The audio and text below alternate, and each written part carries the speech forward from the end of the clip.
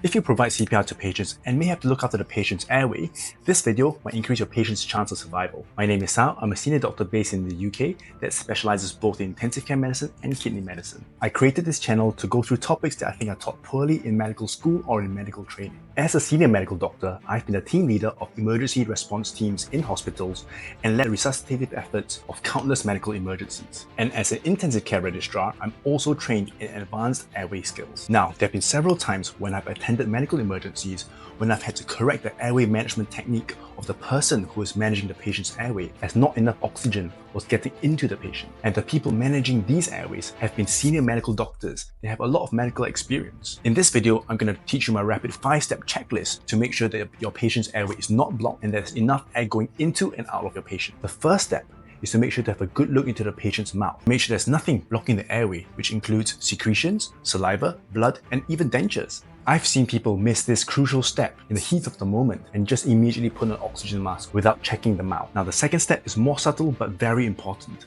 and that is to make sure that there is misting of the mask. When there's what I call misting of the mask, this demonstrates that warm and moist air from the lungs is moving out of the lungs through the mouth and condensing on the cooler plastic mask. If the patient's airway is blocked and there's no warm and moist air moving out from the lungs out into the mouth onto the mask, there will be no misting on the mask, and you will know that the patient's airway is still blocked, and you need to do something about it. Now, the third step is to make sure that the chest is rising as air is moving into the lungs. When the breath is being delivered, or if the patient is breathing in, the chest will rise as the lung expands, and the abdomen will also rise as the diaphragm pushes down against the abdomen. If the patient's airway is blocked, the chest will not rise. If the patient's airway is blocked and the patient is trying to breathe against the blocked airway, you might see what we call a paradoxical movement of the chest and abdomen, where as the chest is rising, the abdomen is falling, and vice versa, creating what we call a seesaw movement of the chest and abdomen. And that is a bad sign. Now, the fourth step is to make sure that you listen to the chest to make sure that you can hear breath sounds, which indicates that there's air moving in and out of the lungs. And now the fifth step and the last step is to make sure, if it is available,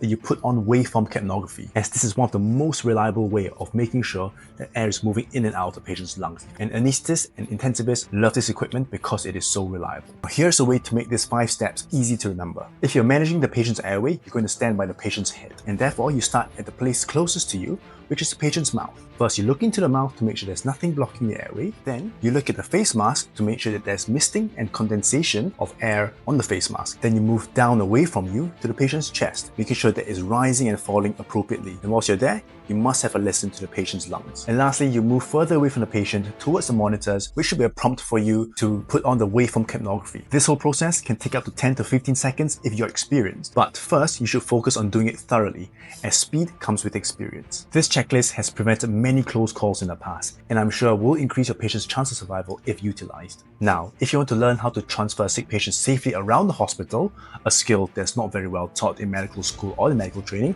watch this video. I hope that helps.